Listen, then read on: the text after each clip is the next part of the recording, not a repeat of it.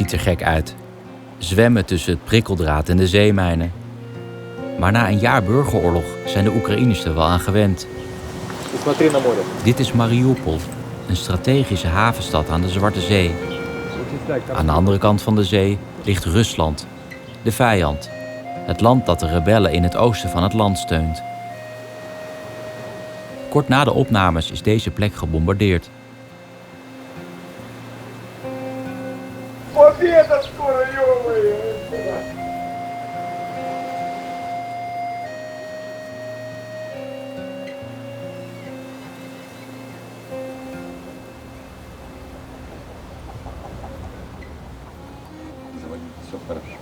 Вас зовут? Андрей. Андрей. Вы здесь уже надолго? Как сказать? Время покажет. Хорошее место здесь. Пляж. Да? Море всегда хорошо. Чай. Спасибо. Тем более лето, да, все летом думают о том, как бы поехать на море куда-то отдохнуть. И вот, ну, я не знаю, это не отдых, конечно, но тем не менее на море.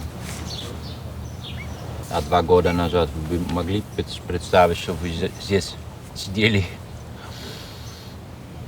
Ну, как вам сказать, понятно, что об этом никто не думал. СМИ, я имею в виду российские, то как бы ситуация нагнеталась, да, там определенного времени действительно появилась, ну так, недружественная, да, информация была. Выставлялись те отношения, которые происходили между странами в таком достаточно негативном свете. Когда был конфликт в Грузии, и Да.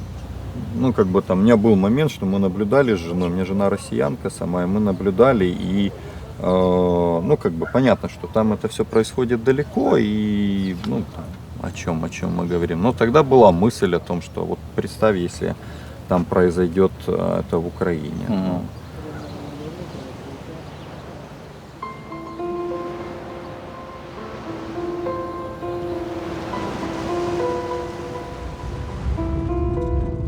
Het blijft nog steeds een wonder dat Rusland en Oekraïne met elkaar in oorlog zijn. Het zijn broedervolken. Het Russische Rijk heeft zelfs een oorsprong in Oekraïne, in Kiev om precies te zijn. De broodmand van de Sovjet-Unie werd Oekraïne ook wel genoemd. Letterlijk betekent Oekraïne aan de rand.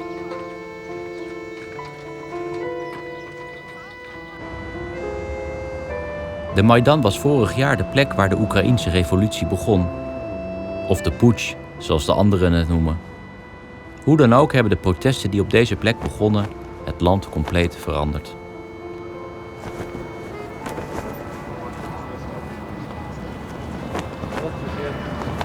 Добрый день. Это голландское телевидение. Можно вас на пару вопросов? Можно? Да?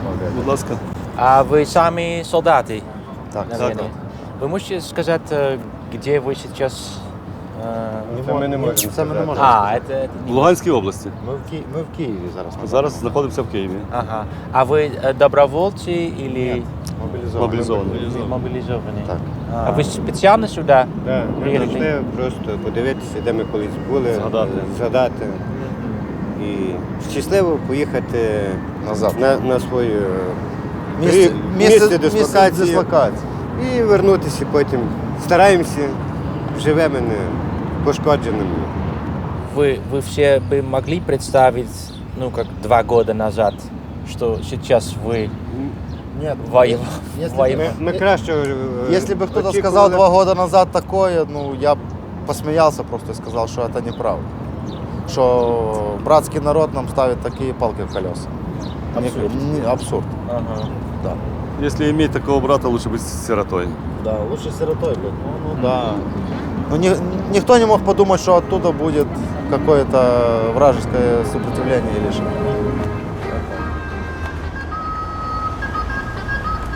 Een Chinese leider was onlangs gevraagd over de effecten van de Franse revolutie. Zijn antwoord: dat is te vroeg om te zeggen. Dat is de ellende van revoluties. Op de korte termijn brengt het alleen maar chaos en geweld. Ook in Oekraïne. Hier op de Maidan begonnen de protesten die uiteindelijk leidden tot de oorlog, die al aan 6000 mensen het leven heeft gekost. De desillusie is groot. Het vertrouwen in de Oekraïense regering is verloren. After what happened with the shooting, some people call that a coup, some people call it a revolution. Do you think in the end, if you look back, if that was a wise decision, what happened? You know, Maidan woke up old Ukraine, ancient Ukraine, anti-democratic Ukraine maybe to some extent, anti-liberal Ukraine. And this Ukraine is fighting in the east now. I'm so sorry, maybe you do not want to hear this, but it's true. We wanted to join the Europe, but in fact we do not want to join nowadays European Union, and European Union doesn't want to see us, because we want to join something, I don't know, Europe of middle-aged. I think, I know it sounds strange, but it's really so, people. So actually, you might be a bit disillusioned. No. Now. I want to have military dictatorship now in Ukraine because of the war. I want to have democracy, but I want to have military democracy. Okay, Because like in Egypt a bit. No, nothing like this. Maybe like, no, not like in Egypt, no. Okay. No, maybe like in Chechnya, under General Dudaev, because if we don't have this, Russia will swallow us. Maybe not swallow, but the war will be much more bloodful. Let's hope things will turn Thank into you, sir. a nice dictatorship, right? Thank you. Okay. Have a nice day. Okay.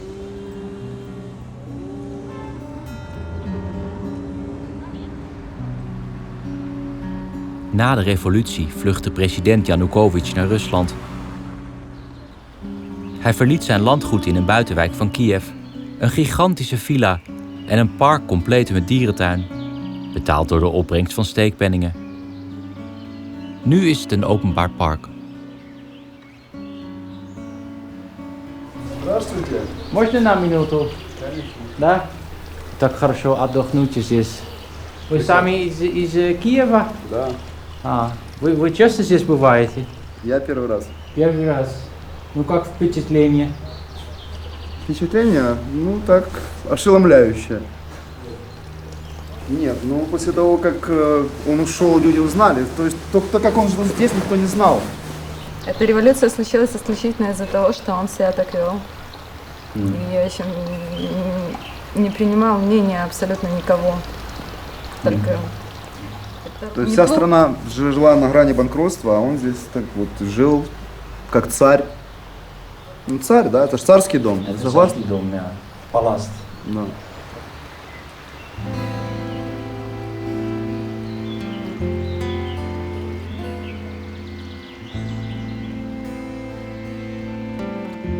In een van de bijgebouwen op het landgoed wonen vluchtelingen uit het oosten van Oekraïne. In totaal zijn er 260.000 mensen gevlucht. Tot in de kleinste dorpen aan toe wonen er vluchtelingen bij mensen in huis. Moet je je eens voorstellen in Nederland.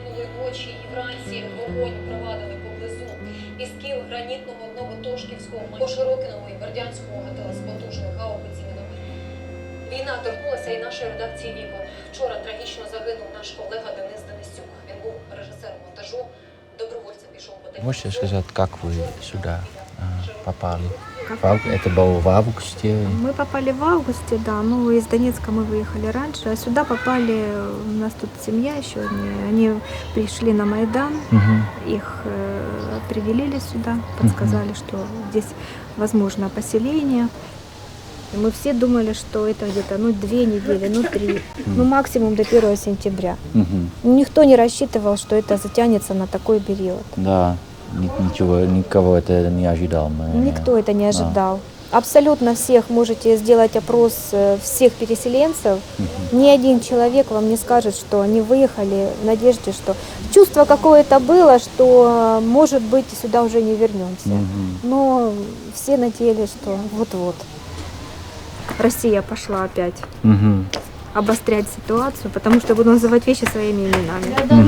Не повстанцы никакие, потому что на моих глазах военная техника под российскими флагами шла. Это люди с шевронами российскими, поэтому я буду называть вещи своими именами.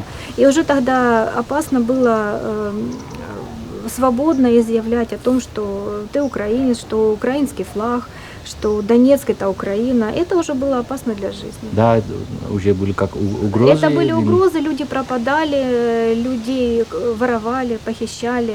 Просто потому, что у них есть флаг? Потому что было мнение выступать за то, что Донбасс это не должен быть в составе Украины.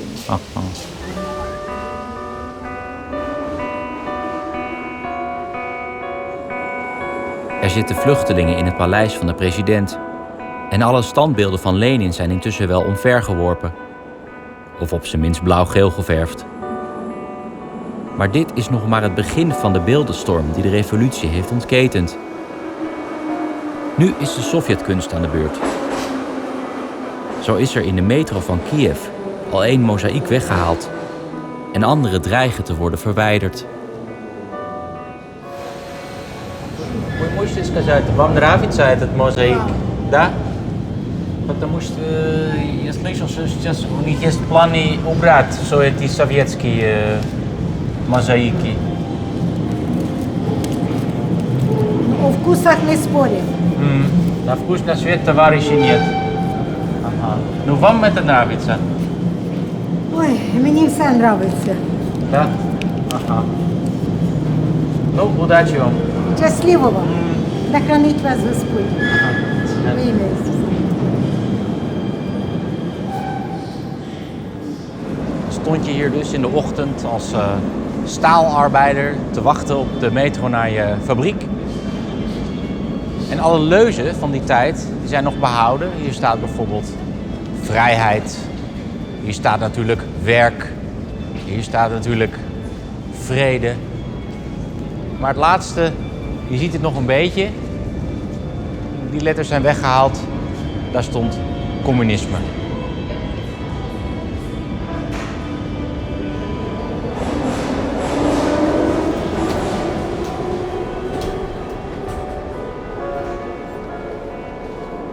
Что вам нравится в этом мозаике лично? Мне очень все нравится. Выразительность, контрастность, это все. Да, я согласен. Это прекрасная работа. Вам тоже нравится? Вам тоже нравится мозаик? Не очень. Не очень? Не очень. Нет? Почему? Не знаю, честно говоря, как я так понял, что идет дискуссия о сохранении этого. Наверное, сохранить стоит, но прямо чтобы оно впечатлило, как-то нет. Нет? Вы не были против, если они убрали? Нет, я за, чтобы оно сохранилось. Я просто свое личное мнение высказываю о его ценности и интересности для меня. Это субъективное мнение.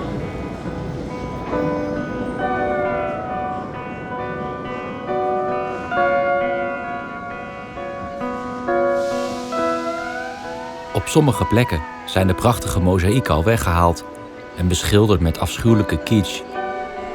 De vernietiging van Sovjet-symbolen zaait nog meer verdeling in het land, dat al verscheurd is door oorlog. Net als in Rusland is er in Oekraïne geen ruimte voor nuance.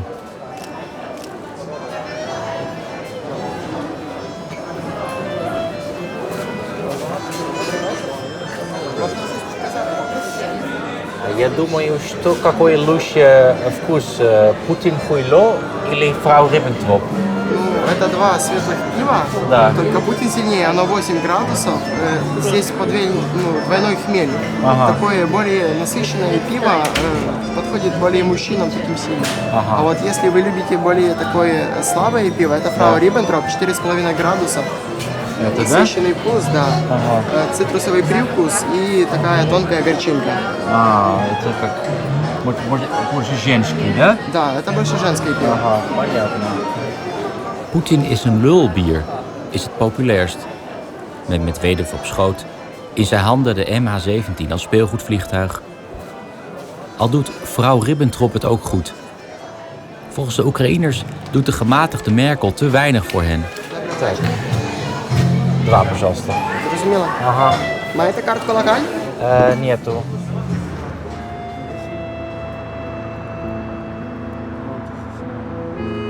In de jaren 30 werden de oogsten van de Oekraïense graanvelden gebruikt om de rest van de Sovjet-Unie te voeden. Voor de Oekraïners zelf bleef niks over. Cannibalisme was wijdverspreid. Rond de 3 miljoen Oekraïners gingen dood. Geen wonder dat de nazi's door sommige Oekraïners als de bevrijders werden binnengehaald, waar Russen dankbaar gebruik van maken. Oekraïners worden consequent fascisten genoemd op de Russische televisie.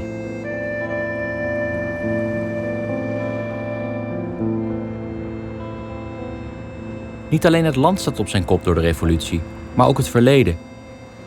Het KGB-archief, een van de best bewaarde geheimen van het land, is sinds een paar maanden open voor iedereen. Er zit dus letterlijk, of zat in ieder geval letterlijk, een zegel op de deur. Hier zat het zegel en er zat dan een touwtje tussen. En dan kon je zien of er iemand binnen was gekomen. Alle deuren zijn intussen geopend, behalve dan deze deur. Hier zit dus nog een touwtje. Ik ben dus heel benieuwd wat erachter zit. А что здесь? Это рабочий кабинет.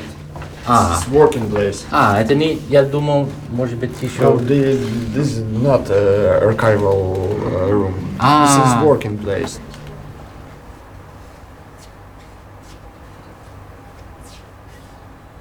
Чувствуется, да, как... Пыль истории. Чувствуется история, да. Это как полностью архив здесь? Нет, это только одно из 10 хранилищ, в котором сохраняются документы. То есть в Киеве таких 10 хранилищ, почти в каждом областном управлении службы безопасности тоже такие хранилища. То есть тут в лучшем случае, наверное, 100-я или даже меньшая часть всех архивов, которые вообще сохранилась со времен КГБ. Часто в делах встречаются в качестве вещдоков какие-то личные вещи людей, которые были арестованы. Еще интересные вещи — это фотоальбомы, которые сохраняются тоже в архивах службы безопасности. Много фотографий, которые изымались в ходе разных операций, они аккуратно подшивались в альбомы для того, чтобы потом их опознавать. Это что КГБ взял? Да. А часть фотографий — это как фотографии уже сделаны самим КГБ во время операции. Вот это живой человек. А вот его убили во время операции, как раз захватывая этого Василия Охримовича. Он был убит. Это что, как КГБ фотографировали? Да, это вещи, которые были захвачены с ним. Часто как раз фотография убитого была как бы подтверждением и доказательством того, что дело закончено, что уже не о чем говорить. Вот уже элемент уважения.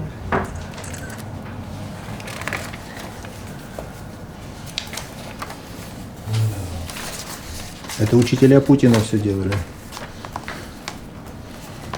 КГБшные.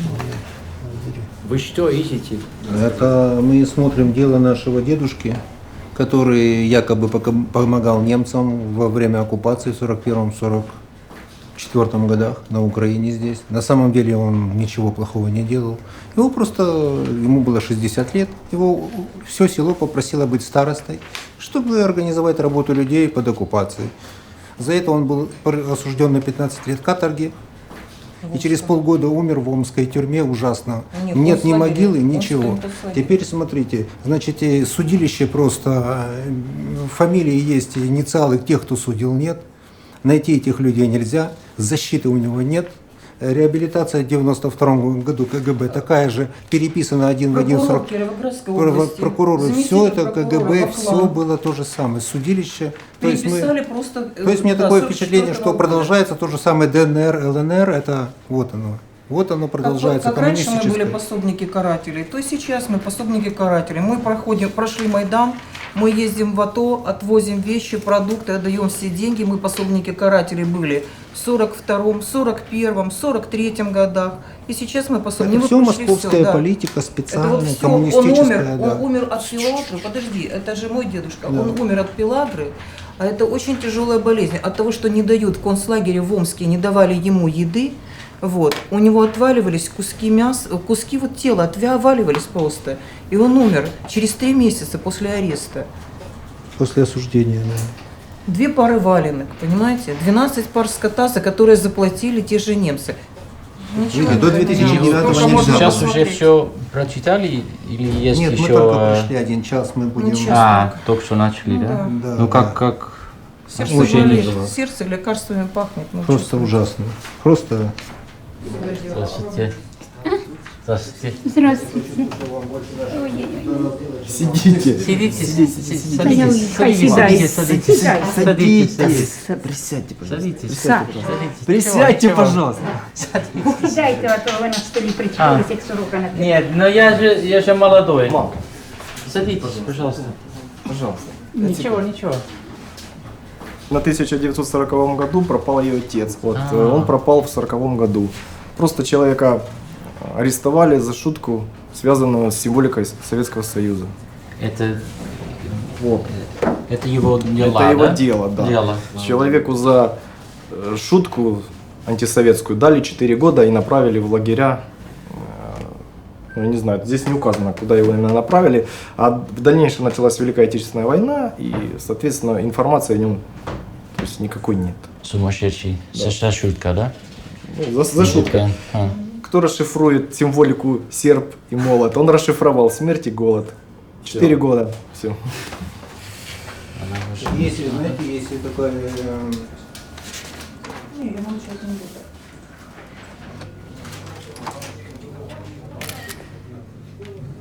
Я написала письмо. Так то треба боятися. Бач, якби у мене папа такий язикатий не був, не шутив, не... Взял бы автомат, ты как дал бы очереди. Это нормально было бы, все равно ж погибать. Да хоть за правду. Так надо же бороться, Пашка, нельзя бояться. Нельзя. Чего вам бояться? У вас внуки, вам надо жизнь новую устроить. Нельзя по уголкам сидеть.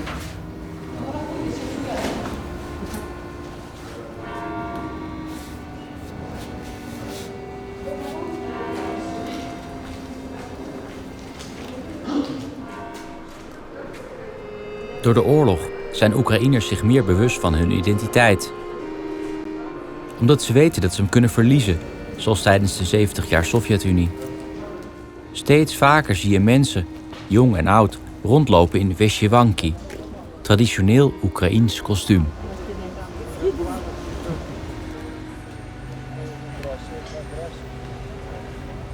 Вышиванка называется, Це да? називається вишиванка, так. Вышиванка. Так. А есть как другие значения на каждый мотив? Ну, є, звичайно, що є. Наприклад, це йде Гуцульщина. Ага. Це більше вже така патріотична, бачите, сорочка. Йде наш тризуб, є Украинский флаг. та, український прапор. Ага.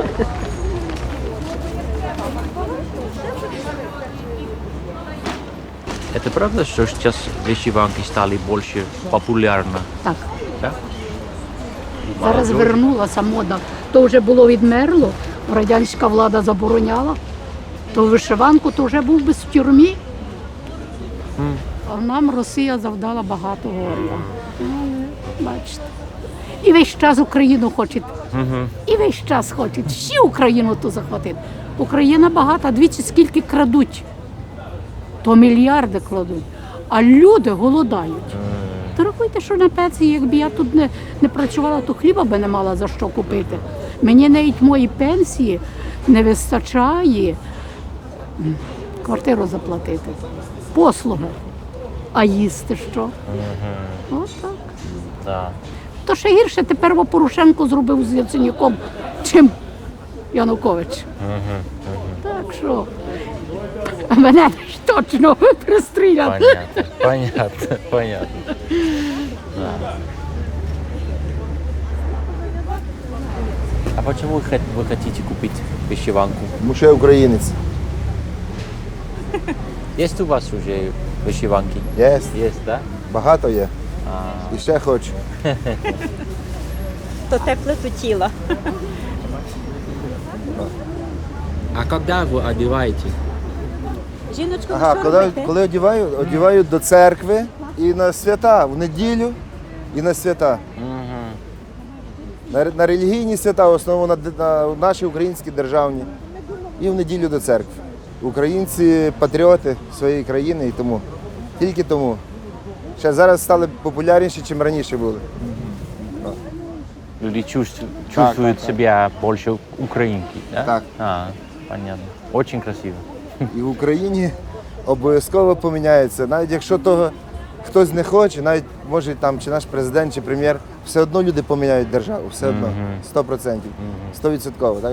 То вже не пройде. Так як було після першого Майдану, вже так більше не пройде.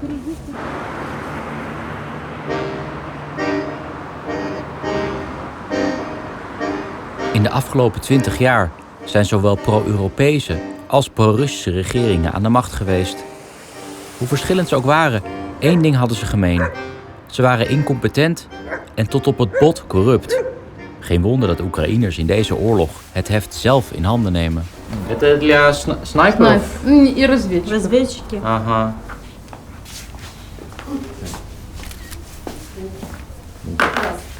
Жалко, что я служил в армию. Мы можем вас призвать, организовать. Да. Ведь первый голландский доброволец, да? Я думаю, не первый. Супер.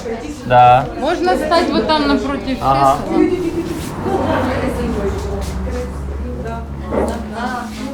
Сейчас не видно, да? Не видно. У нас здесь маскировочные сетки, маскировочные костюмы. Вот, потом банданы мы делаем из ткани трикотажной. Вот, зимой это было вязаные носки, пояса, шапки там и так далее, все утепляющее. Сейчас это средство маскировки. А вы уже были друзья? Или здесь Мы познакомились? вот именно познакомились в общей цели. То есть общая цель – это помочь армии. Это нас объединяет. Значит, многие, допустим, не могут найти контакты среди своих там родных, близких, может быть, друзей. Вот. А здесь, получается, мы все объединены, мы думаем одинаково, мы делаем одинаковую работу. И, в общем-то, это наш коллектив. До сеточки мы привязываем мешочек, в нем пишем стихи бойцам, пишем пожелания, детский оберіг, детское письмо. Все складываем в мешочек, мешочек привязываем к каждой сеточке и, в общем-то, отправляем на фронт. Значит, волонтеры, они тоже довезут эти вещи к фронту? Да. А, это еда, да? Да, это супы и борщи. Вау. Сюда по-домашнему, да? Да. О, да. я тоже Без хочу. Е. Это борщ, нет, это для сколько человек? Да, смотрите, на 10 литров борща. 10 литров, да? Да. У меня сын, как доброволец, пошел в армию. Но он не на передовой сейчас, а в финансовой части, потому что он специалист, и его представили вот к такой службе. Это его служба. Как бухгалтер. Вот. Да, готовится, каждый день тренируется. Говорит, неизвестно, как дальше будет, поэтому я должен быть готов. Самое больное, знаете, что у меня муж русский человек. И вот он сейчас, он в таком шоке.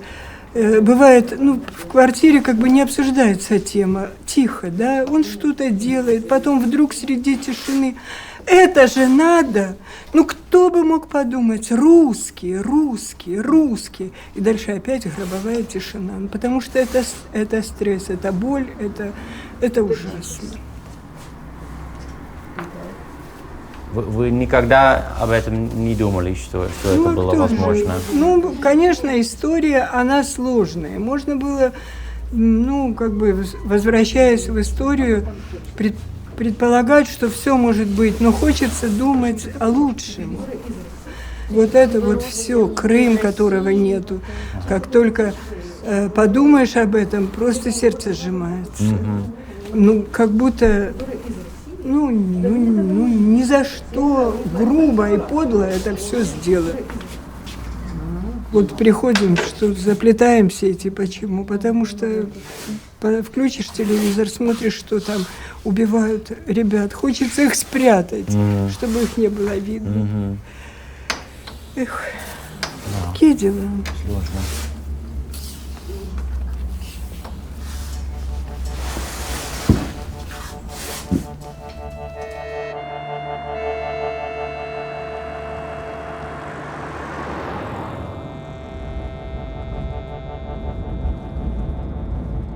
Het front beweegt nauwelijks meer en verandert langzaam in een loopgravenoorlog die nog jaren zou kunnen duren.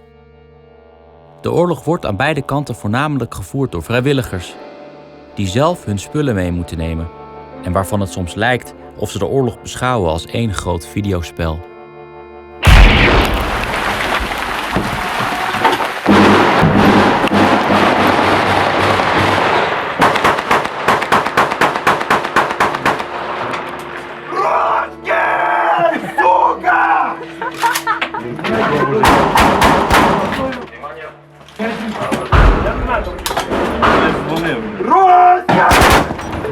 По нам стріляють!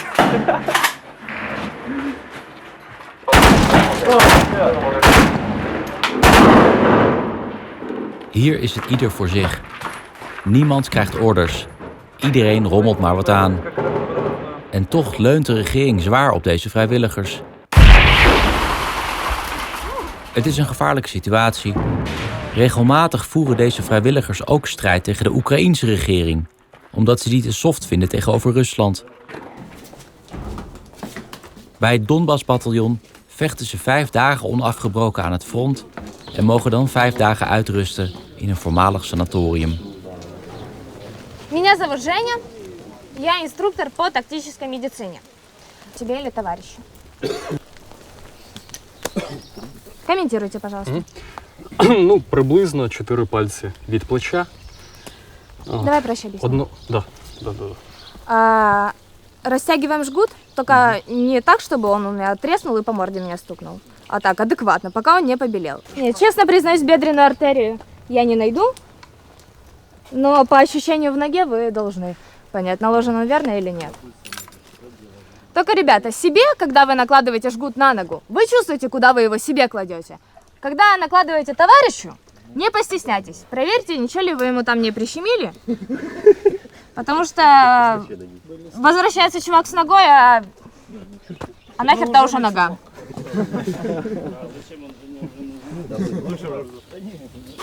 А Виктор, вы сами медики, да? Это называется стрелок-санитар. Стрелок-санитар. То есть я как парамедик. Вот так. Чуть выше. And now everybody is learning here how to do this, so they can... Yeah, it's our main aim, so everybody can do this first aid thing. Because usually people don't are getting into a loss, you know, they don't know what to do when they see blood. Жгут на левую ногу! Быстро! Быстро себе на левую ногу! А себе? На жгут! Быстро на левую ногу! Давай, работай! So these trenches, are they actually so close to each other that you can have contact sometimes? Sometimes we are switching on our national anthem, Okay. so they can hear. And they also do it? And we are shouting like Putin huilo, you know, Yeah. Putin. And do they scream something back? They did it to Azov. Yeah. Okay. They were shouting Fascist. something to Azov. Yeah. Could you imagine, if we go back 1 year, could you imagine in January last year that you will be sitting here in a Stalovoya in Mariupol? Never You in just my came life. from the trenches. Never in my life. No. Only in a nightmare. Believe me. No. Because you were on Maidan Yeah. a year ago. In A January. year ago I was on Maidan. Previously in 2004 I also participated in the revolution, Orange Revolution, which failed, unfortunately. And it didn't finish Why did it fail? because our society wasn't ready. we elected a president, Yushchenko, and we went home, and we put all the responsibility on him that he will like grant us good country. Like some god. As if he was like some messiah. Yeah. And that was our mistake, because we didn't escape from the Soviet mentality that far in those days, in 2004. But now our society is getting more and more prepared, to take the responsibility to govern our own country. Somebody needs to protect the country, because otherwise Putin will be near Kyiv in a few days. I really cannot, especially when you describe, living in the trenches for 5 days. Probably it's muddy and smelly, and shells are flying over you. You never have this moment. I need to be somewhere else. Chwatit. Here I feel myself very comfortable, because I'm together with my guys. You see, we have the common understanding. We are so different, completely different. He is a villager, a peasant. Peasant, Me, I'm like from the city, city boy. But still, we have this common view on our lives and on what is happening here in Ukraine. Yes, it's not that comfortable to live in trenches, but it is comfortable, to be amongst my guys. Because you all have the same. The same views, and I feel myself really, as in my family.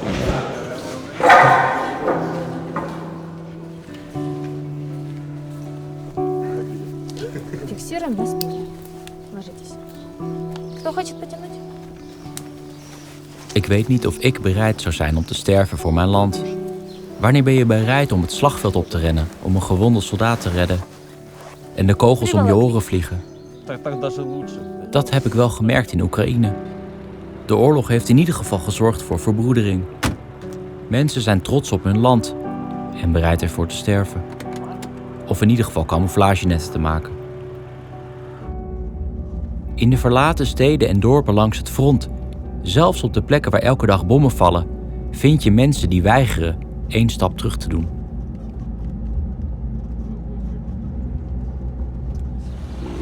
Лучше я жилет здесь вешаю или нормально так? Не надо, нормально он все. Он только солдаты целый день получают зарплату. Поэтому они здесь. Тут не стреляют.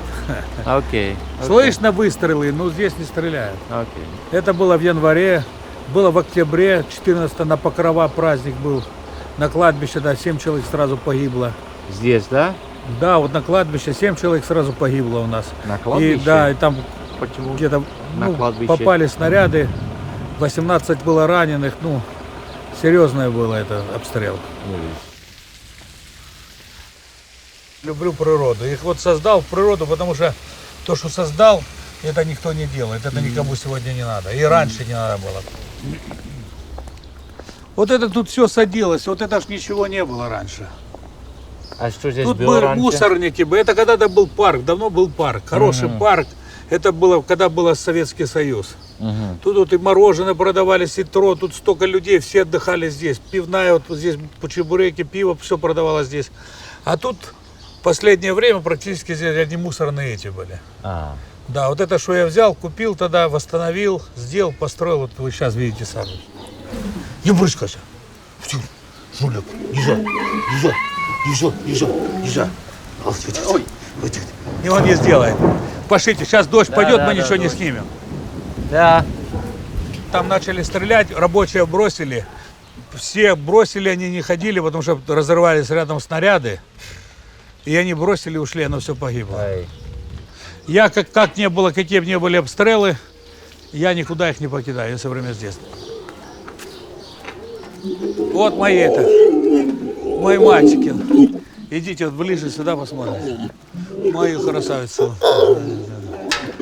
А где вы их купили? От одного с Днепропетровской области, там где-то с Винницкой области, где-то по разным городам брал, везде по-разному. Из зоопарка? Зоопарки, там частные в основном такое вот. Ага. И это они у меня вот таких с маленьких, они все развивались и жили. Они никогда не кусают? Нет, меня нет. Нет? Нет, это мои. Я это не буду делать. Они можете погладить. Она беременная девочка, но если родит, родит, а если не родит, не беременная, родит, да? Они ревнуют. У них вот такие когти, когти на салазках, туда-сюда. Они могут вот сейчас схватить меня и затянуть туда кусочками. А как они реагируют на бомбежки? Орут, кричат, каждый раз кричат. Вечером кричат, слышат везде, даже до города доходят со слухой.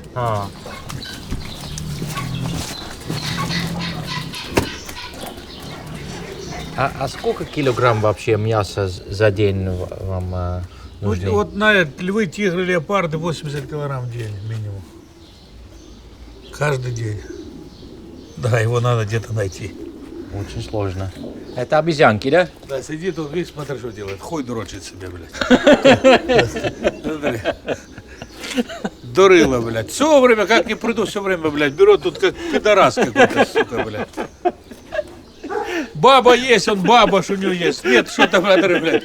Вот понаблюдай над ним, блядь. И что он там, блядь, делает с ним, ебаный.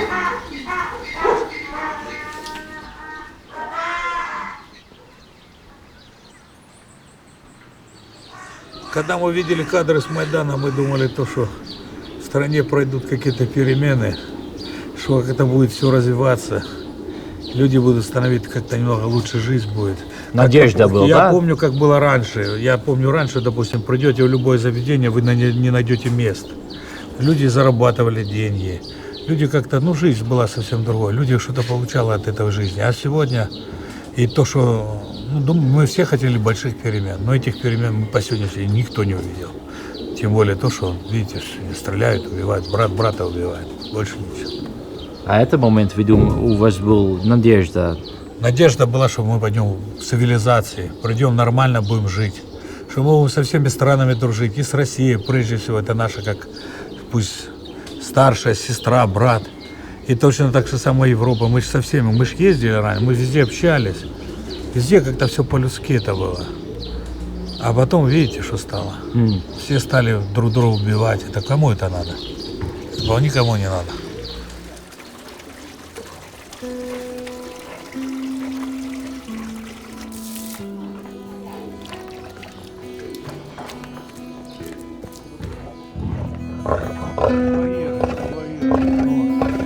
Некрасивая такая.